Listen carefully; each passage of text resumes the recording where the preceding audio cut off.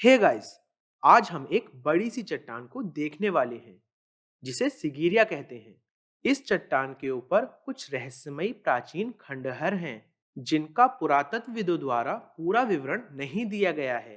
प्राचीन निर्माणकर्ताओं ने ऐसी असामान्य संरचनाओं का निर्माण इस चट्टान के ऊपर कैसे किया, जिसकी ऊंचाई 660 फीट है। लेकिन एक इससे भी ज्यादा महत्वपूर्ण सवाल है, किसी ने इन संरचनाओं को बनाने के लिए ऐसे असंभव स्थान को क्यों चुना?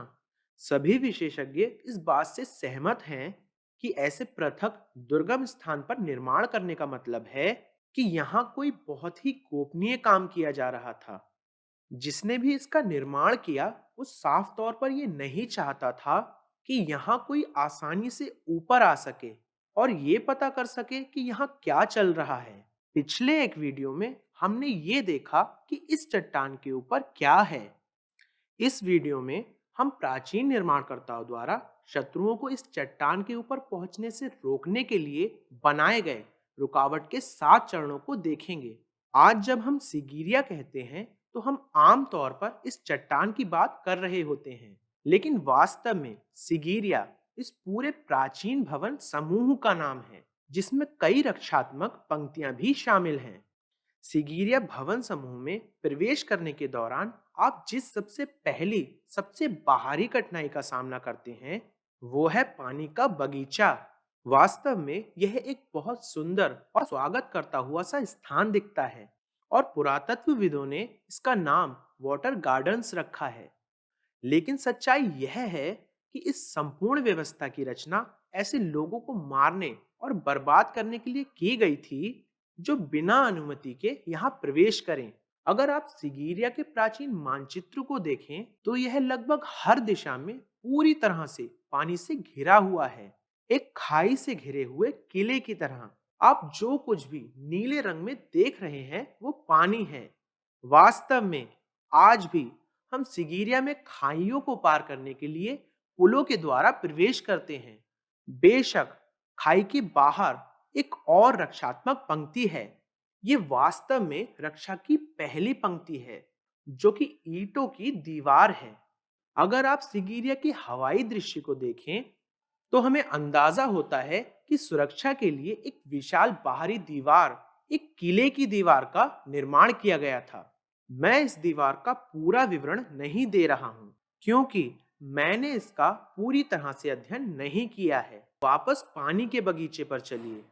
ये पानी के बगीचे एक बहुत ही जटिल और पौराणिक हाइड्रोलिक सिस्टम का इस्तेमाल करते हैं। इस पानी के बगीचे में इच्छा अनुसार सिस्टम से हेर फेर करके बाढ़ लाई जा सकती है और आज भी हम पानी के स्तर को बढ़ाकर यहाँ बाढ़ की स्थिति पैदा कर सकते हैं और किसी को भी इस स्थान में प्रवेश करने से पूरी तरह से रोक सकते हैं।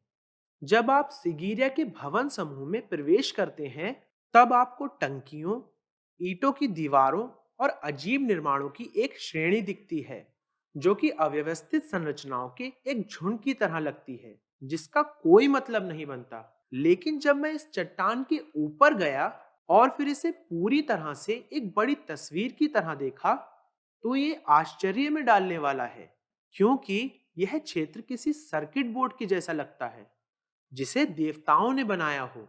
यहाँ 4 टैंक हैं, रास्ते के दोनों तरफ दो दो, और यहाँ समरूपता से निर्मित 4 फव्वारे हैं, दोनों तरफ दो दो। ये फव्वारे आज भी काम कर रहे हैं। ये फव्वारे उन खाइयों से जुड़े हुए हैं। गुरुत्वाकर्षण और दाब के सिद्धांतों का उपयोग करके भूमिगत नालियों के द्वारा खाई के पानी को फव्वारों तक धकेला जाता है। ऐसा करने से फव्वारे सक्रिय हो जाते हैं जिससे कि टैंक में पानी भर जाता है और ये सारे टैंक एक दूसरे से तले के स्तर पर जुड़े हुए हैं। इसलिए चारों टैंक में पानी का स्तर समान रहेगा। इस सांप जैसी संरचना को भी पानी की गति को नियंत्रित करने के लिए बनाया गया था। इससे पानी सीधा नहीं बह सकेगा और उसकी गति इन मोड़ों की वजह से अलग-अलग बिंदुओं पर बदलती रहेगी। ध्यान दें कि कैसे सब कुछ एक दूसरे से जुड़ा हुआ है और ये तो पानी के बगीचे का बस एक छोटा सा भाग है। तो आप इस पूरे सिस्टम की जटिलता की कल्पना कर सकते हैं। अब प्राचीन निर्माणकर्ता इस पूरे क्षेत्र में बाढ़ कैसे लाते थे? सिगिरिया के भवन समूह के चारों ओर पानी के विशाल टैंक बनाए गए हैं और उनमें से ज्यादातर ऊंची जगहों पर स्थित हैं। वावा नामक एक चट्टान की दक्षिणी ओर एक बड़ी सी कृत्रिम झील है जो कि खाई और फव्वारों से जुड़ी हुई है और इससे इच्छा अनुसार पानी छोड़ा जा सकता है। ऐसा करने पर खाई में पानी का स्तर बढ़ जाएगा और सिगिरिया के चारों ओर बाढ़ आ जाएगी। हम दूसरे क्षेत्रों को बिना नुकसान पहुंचाए कुछ खास क्षेत्रों में भी बाढ़ ला सकते हैं। हम सिर्फ इस प्रवेश द्वार पर भी बाढ़ की स्थिति पैदा कर सकते हैं। अगर हम पानी के फव्वारों तक पाइपलाइन से कुछ छोटे रोड़े डाल दें, तो ये फव्वारे बंद नहीं हो पाएंगे और इनसे पानी निकलता रहेगा और इससे प्रवेश द्वार पर बाढ़ आ जाएगी। अगर हम जमीनी स्तर की छानबीन करें, तो हम कई पानी के टैंक देख सकते हैं जो बारिश के पानी को इकट्ठा करते हैं और उनमें पाइप लगी है जिसे खोलकर इस इलाके में बाढ़ लाई जा सकती है। और हर एक टैंक दूसरे से अलग है और उसकी कुछ असाधारण विशेषताएं हैं। याद रखें, सिगिरिया में प्राचीन निर्माताओं ने प्रकृति को अपने निर्माण के कार्य में उपयोग किया था। इस 8 कोण वाले टैंक को देखिए, जिसकी 8 साइड हैं। इसमें 6 साइड को कृत्रिम रूप से पत्थरों को डालकर बनाया गया है, लेकिन 2 साइड्स अपने वास्तविक जगह पर स्थित प्राकृतिक पत्थरों से बनी हैं। इन टैंकों से पानी निकालने के परिणाम स्वरूप यहाँ धीरे धीरे और नियमित गति से बाढ़ लाई जा सकती है, क्योंकि पानी के बहने की गति टैंक की ऊंचाई पर निर्भर करती है। टंकी जितनी ऊंचाई पर होगी, पानी उतनी ही तेजी से बहेगा। इसलिए सबसे ज्यादा महत्वपूर्ण टंकियों को सिगिरिया के चट्टान के ऊपर बनाया गया है, जिनमें विशाल मात्रा में पानी धारण करने की क्षमता है। यहाँ चट्टान के ऊपर कम से कम 3 बड़ी और कुछ छोटी टंकियां हैं। चट्टान की सतह पर हम पानी को टैंक से जमीनी स्तर तक पहुंचाने के लिए बनाए गए इन प्राचीन नालों की खुदाई के निशान को देख सकते हैं। इस बड़े टैंक के मध्य में हम कुछ ऐसा देख सकते हैं जिसे स्टेयर्स टू नोवेयर कहा जाता है। कुछ सीढ़ियां हैं जो पूल से निकलती हैं और एक कुर्सी तक जाती हैं, जिसे पूरी तरह से ग्रेनाइट को काट कर बनाया गया है और किसी को नहीं पता कि इस सीट की खुदाई क्यों की गई है। इस सीट का मकसद क्या है? अगर आप इस कुर्सी पर बैठते हैं, तो आप इस पूरे क्षेत्र के दृश्य को देख सकते हैं और 100 मील की दूरी पर आती हुई सेना को भी देख सकते हैं। और फिर आपको बस अंदर जाना है और इस विशाल टैंक की नली को खोल देना है, जो कि बाकी सभी टैंकों को खोलने के लिए एक सिग्नल का काम करेगी। और कुछ ही घंटों में जमीनी स्तर पर पूरी तरह से बाढ़ आ जाएगी। अब जब पूरी जमीनी सतह पानी से भर जाती है, तब क्या होता है? मनुष्य तैरने में सक्षम है और अगर आक्रमण करने वाली सेना घुड़सवार है, तो घोड़े भी अच्छी तरह तैर सकते हैं। इसलिए दोनों, मनुष्य और घोड़े, तैरकर इससे निकल सकते हैं। हालांकि उनकी गति घुड़सवार जिस गति से जमीन पर बढ़ सकते हैं, उसकी तुलना में काफी धीमी होगी। जब यहाँ पानी भर जाएगा, तो मगरमच्छ जमीन के स्तर पर निकल आएंगे। अगर कोई भी तैरने की कोशिश करेगा, तो खाई में रहने वाले मगरमच्छ उन्हें टुकड़ों में काट देंगे। यह सिर्फ एक सिद्धांत नहीं है, मगरमच्छ वास्तव में आज भी यहाँ रहते हैं और हम दर्जनों अलग अलग साइन बोर्ड देख सकते हैं, जो कि हमें मगरमच्छों के कारण पानी में प्रवेश ना करने की चेतावनी दे रहे हैं। विशेषज्ञों ने यह नहीं समझा है कि इस पूरी रचना को एक रक्षात्मक प्रणाली के रूप में बनाया गया था और वे वाटर गार्डन्स को एक खूबसूरत चीज के रूप में समझाने की कोशिश कर रहे हैं। लेकिन कुछ ऐसे टैंक जिसका कोई मतलब नहीं बनता, उस पर वे अपना सिर खुजा रहे हैं।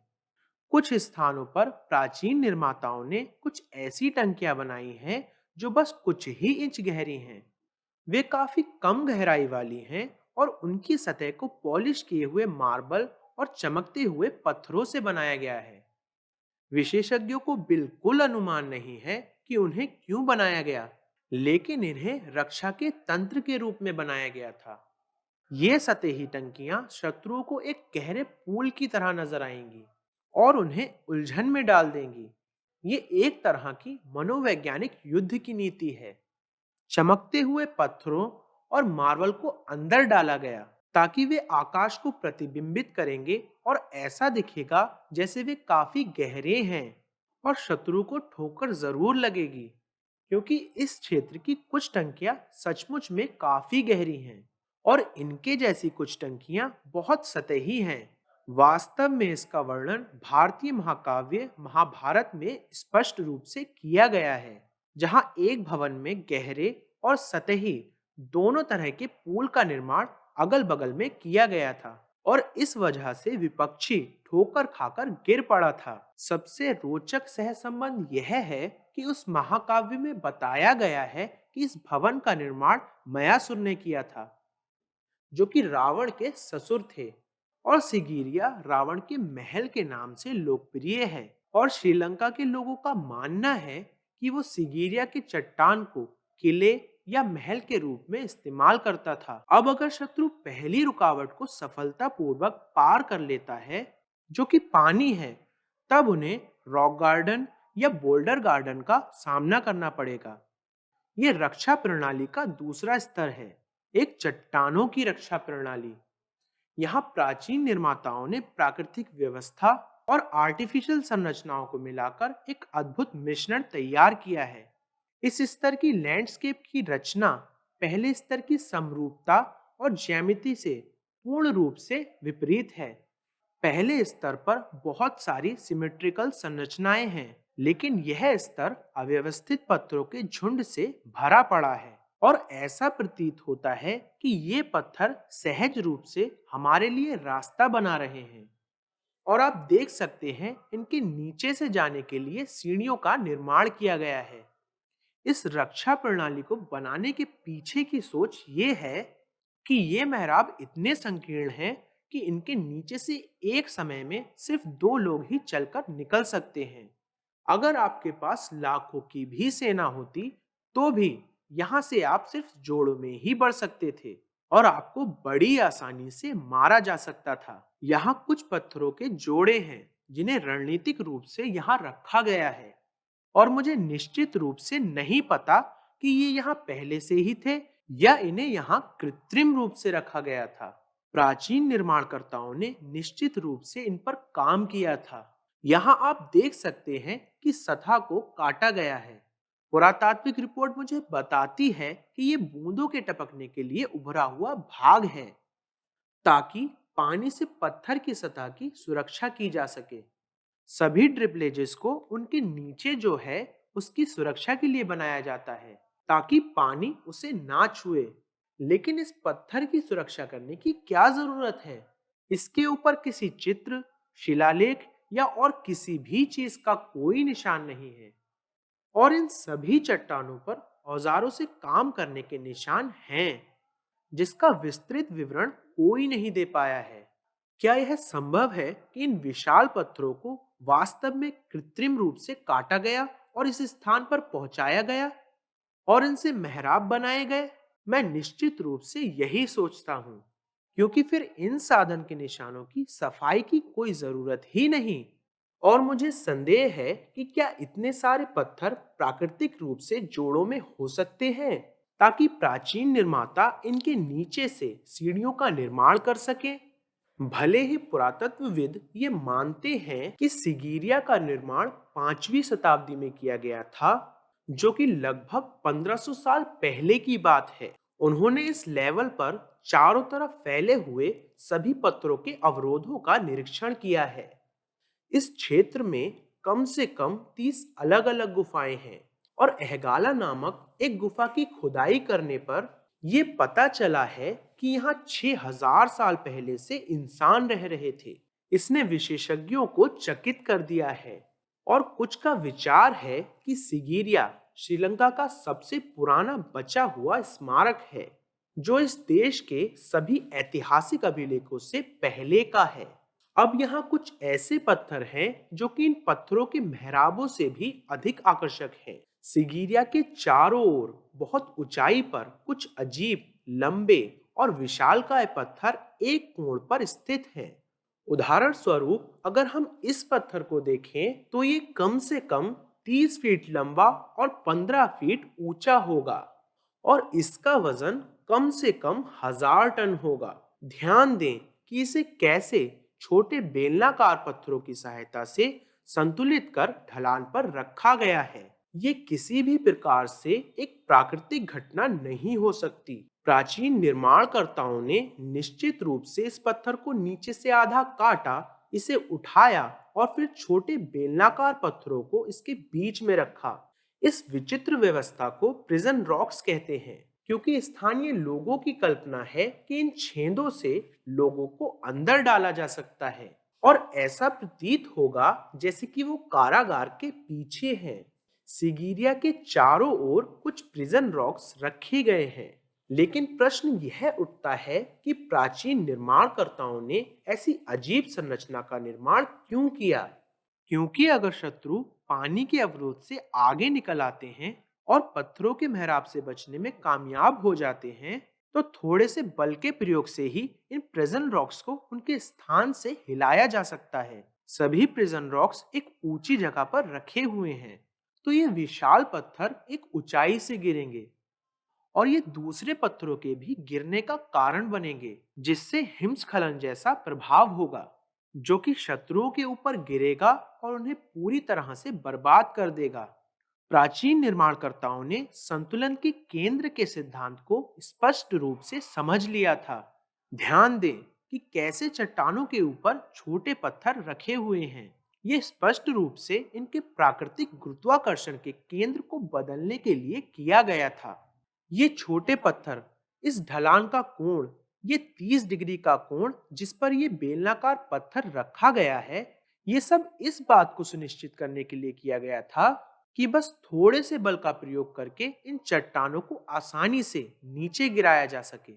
वास्तव में पुरातत्व विभाग इस बात को समझता है कि इन चट्टानों को पर्यटकों द्वारा आसानी से नीचे गिराया जा सकता है। इसलिए ही इन रेत से भरी बोरियों को यहाँ रखा गया है ताकि वे स्थिर रह सकें। बेशक असली प्रश्न यह है कि प्राचीन निर्माणकर्ताओं ने इतने विशालकाय चट्टान को कैसे काटा और 1000 टन से भी ज्यादा का वजन कैसे उठाया। उन्होंने इन पत्थरों की सलाखों की मदद से इसे ढलान पर कैसे संतुलित किया और उन्होंने इन छोटे पत्थरों को 30 डिग्री के कोण पर संतुलित करने का प्रबंध कैसे किया। उन्होंने गुरुत्वाकर्षण के केंद्र की गणना कैसे की। उन्होंने इन सभी चीजों का परीक्षण कहाँ किया होगा। आज ऐसा करना भारी मशीनरी और सटीक साधनों के बिना असंभव होगा। और मैंने अभी तक सिर्फ रक्षा के 2 स्तरों की ही बात की है, लेकिन जहां तक मुझे पता है मैंने आज तक किसी भी प्राचीन स्थान की सुरक्षा के लिए इतनी विस्तृत रचना के निर्माण को नहीं देखा है। मैं रक्षा की दूसरी पंक्तियों के बारे में दूसरी वीडियो में बात करूंगा। मुझे उम्मीद है कि यह वीडियो आपको पसंद आया होगा। मैं प्रवीण मोहन, वीडियो देखने के लिए बहुत बहुत धन्यवाद। सब्सक्राइब करना ना भूलें और सभी अपडेट्स पाने के लिए घंटी के बटन को भी क्लिक करें। कृपया इस वीडियो को लाइक करें और अपने दोस्तों के साथ शेयर करें और मैं आपसे जल्द ही बात करूंगा। बाय।